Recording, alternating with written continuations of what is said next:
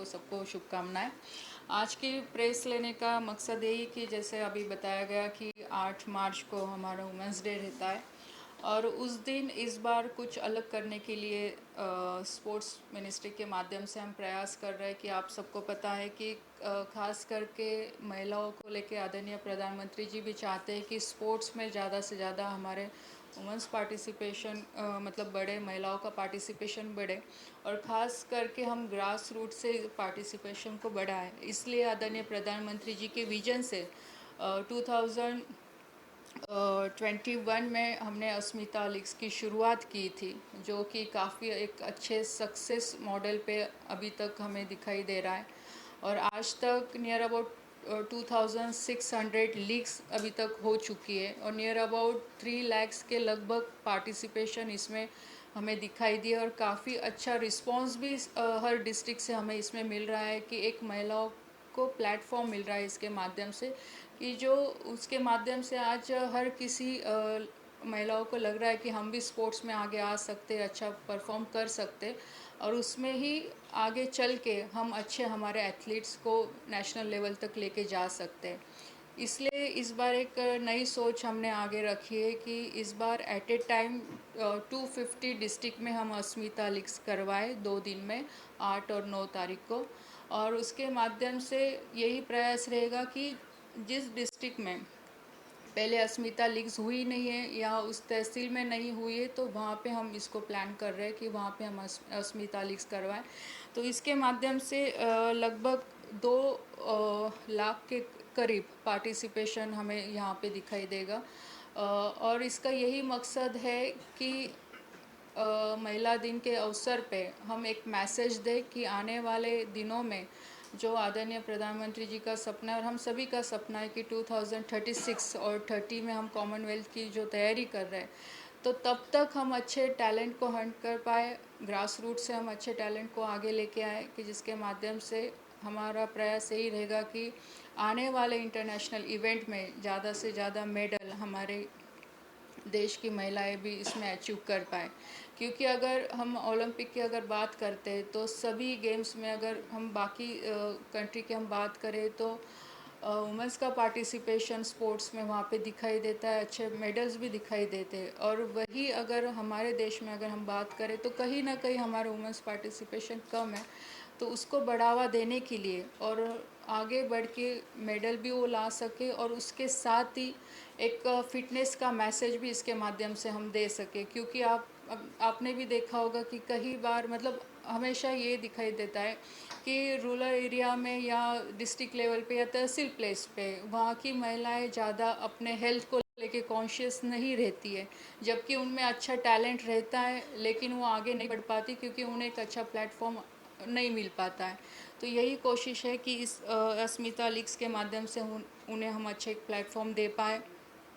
और एक नई उम्मीद के साथ उन्हें हम आगे बढ़ाएं कि वो स्पोर्ट्स में अपना करियर कर सके। क्योंकि करियर अपॉर्चुनिटी भी अभी स्पोर्ट्स के माध्यम से आने वाले दिनों में हमें दिखाई देने वाली है और दिख भी रही है। क्योंकि आप सब जानते हैं कि एक एथलीट को हमें ट्रेन करने के लिए आज स्पोर्ट्स साइंस की हमें ज़रूरत है, न्यूट्रिशन की ज़रूरत है, आज स्पोर्ट्स मैनेजमेंट की हमें ज़रूरत है। तो ये भी मैसेज हमें कहीं ना कहीं लोगों के बीच में लेके जाना है कि एक करियर अपॉर्चुनिटी भी आपको स्पोर्ट्स के माध्यम से आने वाले दिनों में आपको मिल सकती है। और इसलिए ज़्यादा से ज़्यादा हम स्पोर्ट्स को कैसे फोकस कर सकते हैं। जैसे कि इस बजट में भी हमने प्रयास हम मतलब इस बजट के माध्यम से भी हम प्रयास कर रहे हैं कि स्पोर्ट्स गुड मैन्युफैक्चर को हम बढ़ावा दें कि जिसके माध्यम से यूथ आगे आए, उसमें महिलाएं भी आगे आए कि इस सेक्टर में वो आगे अच्छे से काम कर सकती है। जो नया बिल हमारा पास हुआ है स्पोर्ट्स गवर्नेंस बिल, उसमें भी हमने यही प्रयास किया है कि हर फेडरेशन के बॉडी में नियर अबाउट एटलीस्ट 4 या 5 महिला एथलीट्स उसमें मेंबर होनी चाहिए कि जिसके माध्यम से वो अपने प्रॉब्लम्स रख सके, अपने मुद्दे उसमें रख रख सके कि जिससे हमारे महिला एथलीट्स को एक सहायता मिल सकती है, उनको एक हेल्पिंग हैंड वहाँ पे मिल सकते हैं कि जिसके माध्यम से एक कंफर्टेबल जोन हम बोल सकते हैं कि महिला एथलीट्स को इसके माध्यम से मिल सकता है। और उसके साथ ही आदरणीय हमारे कैबिनेट मिनिस्टर मनसुख मांडविया जी के माध्यम से हमने ये भी कोशिश की कि हमारे कोचेस भी महिला भी ज़्यादा बढ़े, उसमें महिलाओं का हम इंटेक ज़्यादा से ज़्यादा बढ़ाएं कि जिसके माध्यम से जो एक हमेशा एक क्वेश्चन मार्क रहता था कोचेस को लेके, खास करके महिलाओं के बारे में, तो वो हम इससे एड्रेस कर सके कि जिसके माध्यम से ये प्रॉब्लम हमारे एथलीट्स ना फेस कर पाए आगे चल के, इसलिए हमारा वो भी प्रयास है। और मेन इंटेंशन कि 8 मार्च को ही हमें करना क्यों ज़रूरी है, तो मुझे लगता है कि अस्मिता लीग्स का एक अच्छा प्लेटफॉर्म बन चुका है और इसे अगर हम एक साथ पूरे इंडिया में, अगर हम पूरे स्टेट में अगर इसको एक साथ लेके जाए तो मुझे लगता है कि एक अच्छा संदेश इस माध्यम से जाएगा। और कोशिश यही रहेगी कि आगे चल के ज़्यादा से ज़्यादा पार्टिसिपेशन अस्मिता लीग्स के माध्यम से हमें दिखाई देगा और एक अच्छा क्राउड, एक हम बोल सकते हैं कि ग्रास रूट का टैलेंट हमें मिल सकेगा। इसके माध्यम से टैलेंट आइडेंटिफिकेशन हम कर पाएंगे कि जिसके माध्यम से आने वाले दिनों में हम इन सभी महिला एथलीट्स को अच्छे ट्रेनिंग हम दे पाएंगे।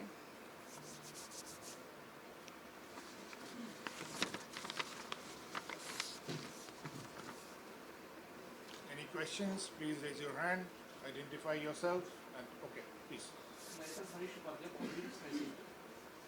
मिस्टर, मेरा सवाल ये है कि आपने कहा 256 डिस्ट्रिक्ट्स में आप ये पार्टिसिपेट करेंगे, तो ये कौन कौन सी स्टेट्स में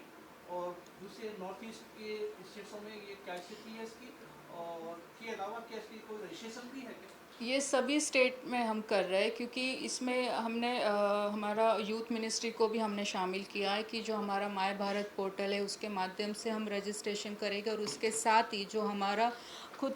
स्पोर्ट्स मिनिस्ट्री का जो पोर्टल है कि NSRS जो पोर्टल है हमारा, उसके ऊपर भी इसका रजिस्ट्रेशन किया जाएगा।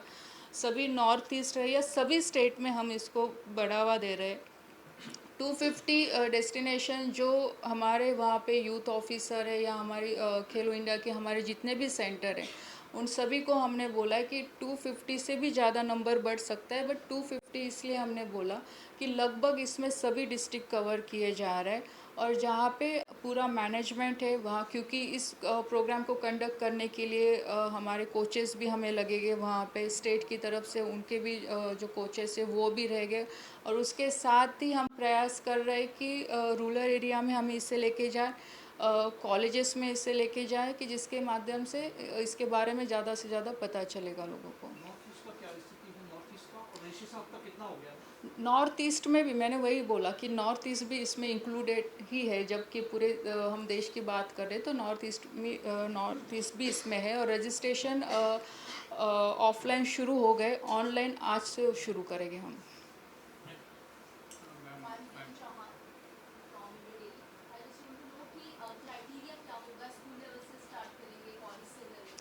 क्राइटेरिया इसके लिए कुछ नहीं है, ये ओपन प्लेटफॉर्म है। इसमें हमने सिर्फ एथलीट्स रखे हैं कि इसमें 100 मीटर, 200 मीटर, 400 मीटर ही हमने रखा है कि एक अवेयरनेस प्रोग्राम है, इसलिए ऐसे कुछ स्पेसिफिकेशन हमने नहीं रखा है कि आपको मतलब इतना ही एज आपका चाहिए। मोस्टली ये कॉलेजेस में ही हम प्रयास कर रहे हैं कि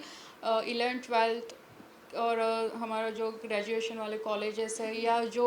आफ्टर ग्रेजुएशन के बाद जो महिलाएं खेलना चाहती है तो उनके लिए भी ये प्लेटफॉर्म हमने ओपन किया है। बेसिकली इसका मकसद ये है कि अवेयरनेस हम इसके माध्यम से ज़्यादा स्पोर्ट्स के बारे में बताएं। और जो भी, क्योंकि अभी भी अस्मिता लीग्स फेडरेशन के माध्यम से किए जा रहे हैं पूरे प्रोफेशनल लेवल को लेके, लेकिन मतलब कई बार ऐसा देखा जाता है कि कॉलेजेस में इसके बारे में ज़्यादा जानकारी नहीं है या विलेजेस में पता नहीं है। तो एक ये दिन के अवसर पे हम अस्मिता ने अभी तक क्या क्या काम किया है और कैसे हम अस्मिता की लीग्स के माध्यम से एक अच्छे एथलीट तक पहुंच सकते, यही मैसेज हमें इस प्रोग्राम के माध्यम से देना है।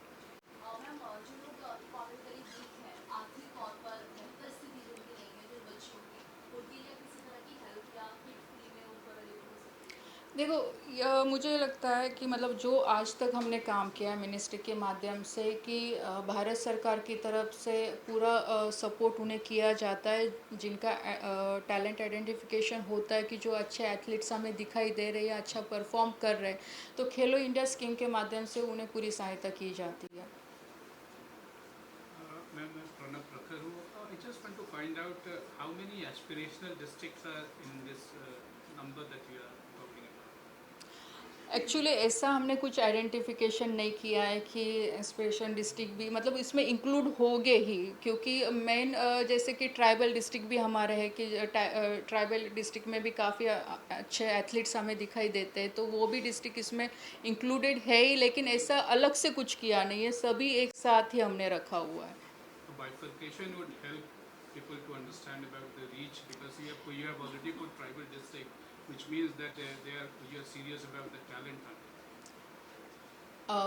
आपने जो बताया तो एक बार मैं उसको लिस्ट बाइफर्गेशन करके देती हूँ, वो हमारे पास होगा ही, लेकिन आज मतलब अभी पूरा साथ में ही रखा है, मैं उसको बाइफर्गेशन करके एक बार आपको दे देती हूँ। इसका कोई दिल्ली में फॉर्मल इनोवेशन प्रोग्राम होगा, एक चीज़, और दूसरा इसमें स्टेट्स का पार्टिसिपेशन कैसे है? स्टेट का पार्टिसिपेशन जैसे मैंने पहले भी बताया कि खेलो इंडिया सेंटर हर डिस्ट्रिक्ट में सेंट्रल गवर्नमेंट और वहाँ के स्टेट गवर्नमेंट के माध्यम से हमारे सभी खेलो इंडिया के सेंटर काम कर रहे हैं, तो ऑफ कोर्स ये एक्टिविटी करते वक्त स्टेट का भी इसमें रोल रहेगा, स्टेट का भी पार्टिसिपेशन इसमें रहेगा, क्योंकि उनके कोचेस, उनके ऑफिसर और प्लस हमारे खेलो इंडिया की तरफ से जो अपॉइंट किए हुए कोचेस है, वो तो साथ में दोनों का कोऑर्डिनेशन के माध्यम से ये प्रोग्राम किए जाएंगे। दिल्ली में अभी बड़े मंत्री या मैं अभी कहाँ पे हम प्रोग्राम करेंगे अभी तक फिक्स नहीं है, पर किसी ना किसी जगह पे मैं खुद इस प्रोग्राम को लीड करने वाली हूँ। और मुझे सिर्फ आपसे यही आशा है, यही उम्मीद है कि आपके माध्यम से इसे हम ज़्यादा से ज़्यादा और कैसे महिलाओं के बीच में या सभी लोगों के बीच में लेके जा सकते, इसलिए आप सब लोगों की हमें सहायता लगेगी, क्योंकि यही एक हम सबका मोटो है कि हमारे देश के महिलाओं को स्पोर्ट्स में हमें आगे ज़्यादा से ज़्यादा लाना है, तो आप सबकी मुझे इसके माध्यम से आपकी हेल्प लगेगी, इसलिए आज का प्रेस कॉन्फ्रेंस का मकसद यही था कि आप अपने माध्यम से ज़्यादा इसमें हेल्प कीजिए। Just many of you asked about कहाँ पे districts, क्या bifurcation. जब when we send you a press release, we'll have that entire list, so you can study there. So when we will send you those 250 names or places, you will have all the bifurcation. So it's She may not remember all 250 names. It's almost 1 in 3. Every third district is included. Yes, so that calculation you can do, but the entire 250 list will give it. Any more questions? No? Rohit ma'am कुछ 1-to-1s करना तो यहीं पे कर लें। 1-to-1 तो आपको वो करना पड़ेगा. People who want to do 1-to-1, please set up outside.